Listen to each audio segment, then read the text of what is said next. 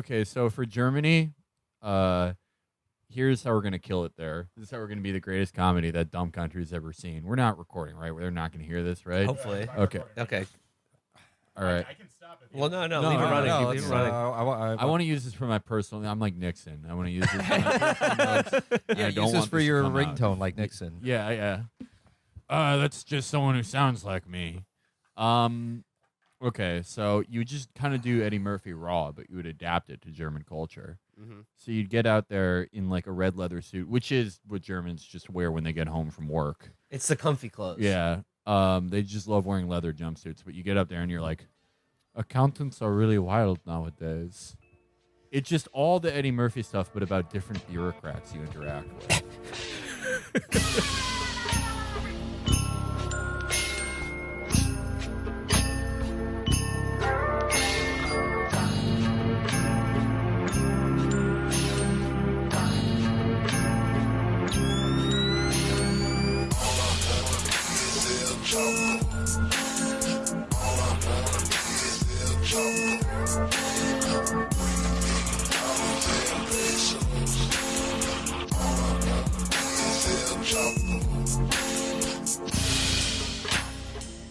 First off, at the very top of the show, I need to issue a formal apology.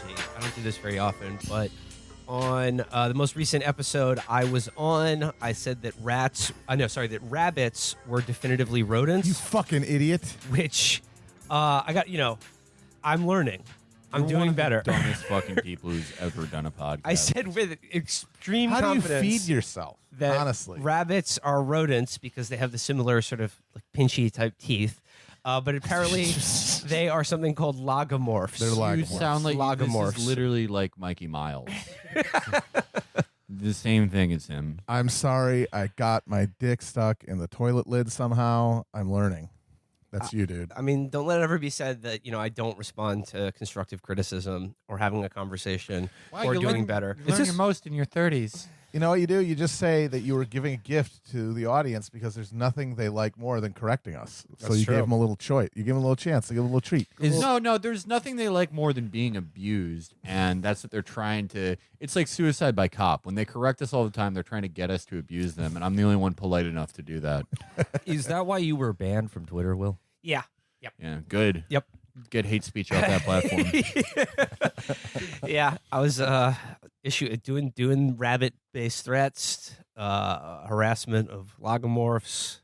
Yeah. So we're back together. What have we been up to? We've been traveling. We've reassembled. Boy.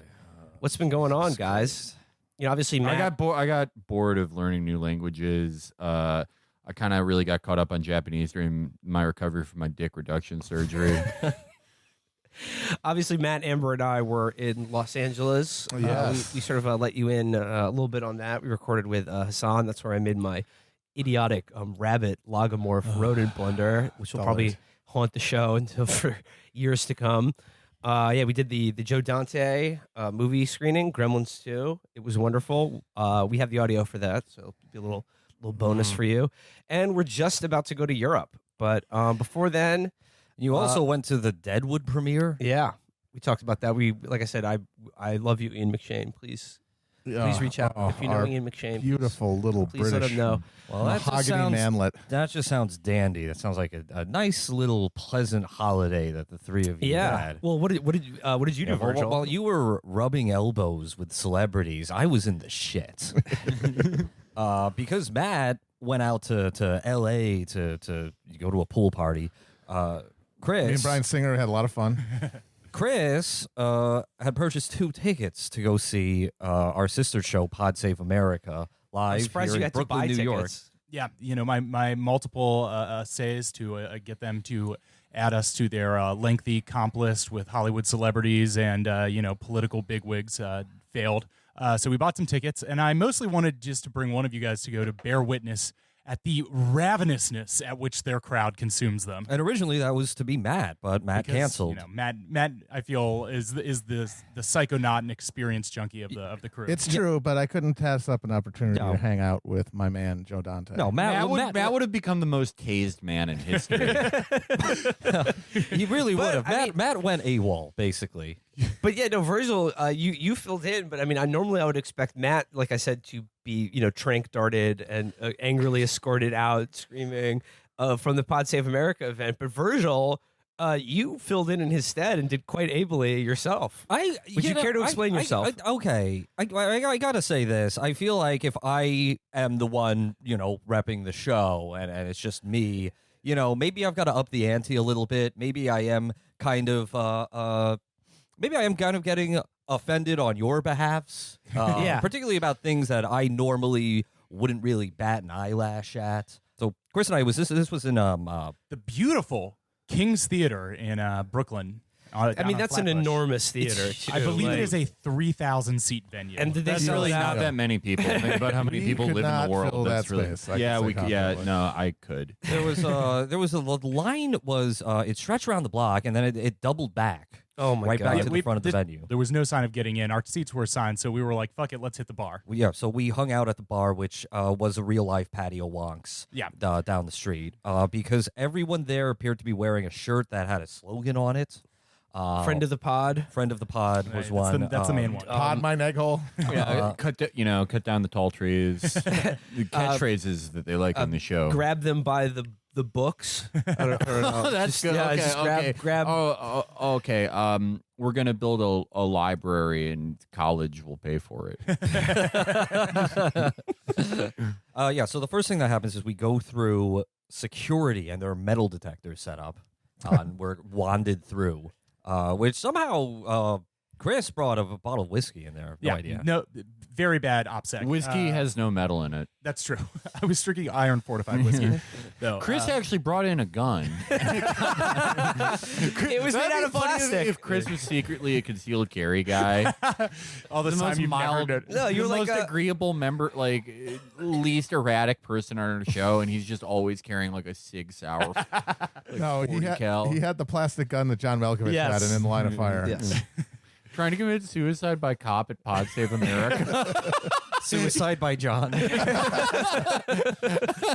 pull the gun out and they say, "You don't know how bad you look right now." And then you put the gun on yourself. Yeah, and rush the stage with it, John Wilkes Booth style. And the last words I hear before the suicide by Johns is, "Not great, Dan."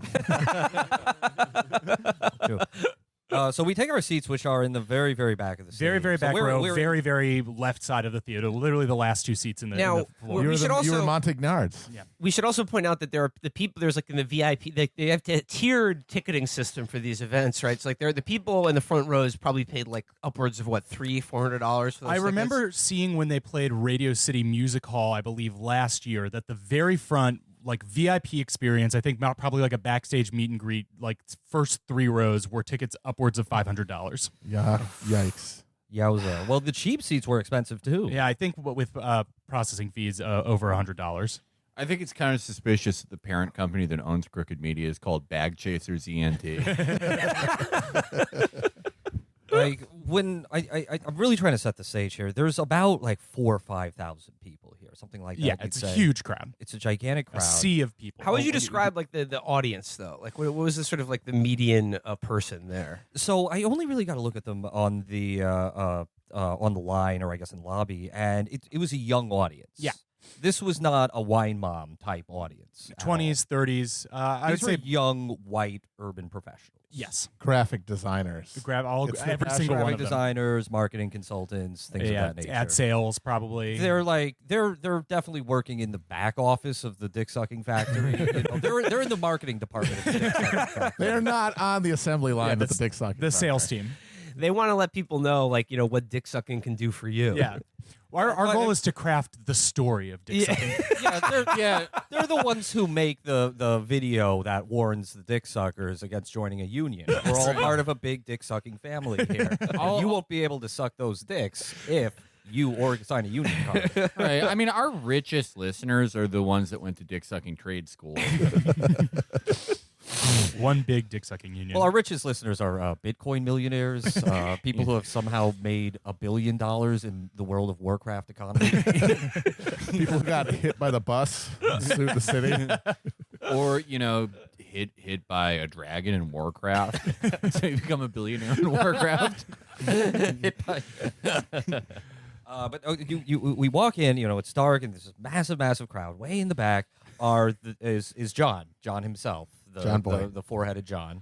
They're all sitting on these like nice little comfy chairs, like lounge chairs. Yeah, they've got nice chairs. We do our show on like Bar bar stools stools and, or like fold-outs. folding Yeah. things. They've got like like CB2. Short, Yeah, I remember that for the upholstery HBO art thing. They're shit. on fucking Barca loungers on a stage. Who the fuck does that? Which makes me feel like we should be requesting more. I mean, Yeah, honestly, you can't see us right now, but we're all on top of flagpoles. doing the Charleston. Yeah. Is there any way we could just all get into a jacuzzi on stage? That would be baller. I'll I'm ask telling Berlin all about concert promoters from now on, we will each be individually performing in sensory deprivation pods with like a mic inside of it. I want an exact replica of the little like Sheldon Adelson scooter that the Prophet of Regret used in Halo. We should all be on. I want we should all be on go-karts zipping around the stage. I want through the a entire full, of the show. a full recreation of the bridge of the Starship Enterprise, next generation version on every stage. Yes. I want a podcast inside Cerebro. Oh, and I bet you get to be Picard. No, I could be Riker. I have the beard. Well, we could trade off. Oh, dude, I want to be Chewbacca. Shut up! Shut up! Shut up! You idiot! Fuck you! Fuck you! Fuck you! Damn, they both got star in it. So there were Damn, why I get confused? four Johns on the stage and a woman. I didn't, Aquila Hughes. I didn't catch the woman's name. What'd you say? Aquila Hughes. I'm pretty sure it was Joanna. I don't think that. I think You guys actually go to this. no, You guys are full I'm of pretty shit. sure You didn't go to this. No, or you, that- you don't remember any details. or It's that's the a- worst book that's- report. Yeah, there was a Smilly Dibbly on the stage. No, it was John Anna. I'll take your word for it. I'm assuming she's been on the show before. Was this? Yeah. It's So somebody he would know. He listens to every episode like the freak he is. What the fuck, Chris? I know it's like a the little bad. pain piggy that he is. It's a bad habit. It's It's always, my- no, it's- it's literally always guys like him who are like completely have their shit together, like just very competent, affable, but then it's just some fucking they have to be in pain all the time. Yes, exactly. I think it's an Ohio thing. Hang on, I'm on the Wikipedia page right now, and it says her name is John. Wow, okay. Done. So I want to pause to say that, unlike Chris, I have never listened to Pod Save America. I've seen maybe like a 20-second clip on Twitter. I think we were together. I watched like 10 minutes of that HBO show. Yeah, that's about as much Yes. as I can handle. And all I could tell you about it is there were sounds and moving images. There weren't that many moving images. It was not that far away from being a recorded podcast over a still image. But that's about it. I otherwise don't. Very important for that to be on HBO. Yeah. I don't have. I've never really interacted with the Johns except for John Lovett, who had been on the Digcast Yes. with me and Felix, and because he was like friends with our boss at the time or something like that. Yeah. He followed me, and to be honest, I thought we were getting Anthony Cumia. You know, And we got drinks with him after the election, and he was, he was a nice enough guy, affable guy. But other than that, I don't. I just have the rough idea of the pod universe, and suddenly here I was, just getting the pod injected directly Getting into my podded. eyeballs. Yes. We were potted that night. Our neg holes were potted. Yeah. But when we finally got through the line, we got in. It was about 10 minutes after starting. Got our tall boys at the and the concessions strange and rectangle of popcorn. yeah, and some circus popcorn, and sat down in the very back. And I was having a good time. I was we were You were having a good time. well, we were like gently mocking them throughout the entire time. There weren't that many people around us, so I felt like we could be a little rowdy and still maintain decorum. I but want to go through. I want to go through briefly what Yeah. the content of the show was.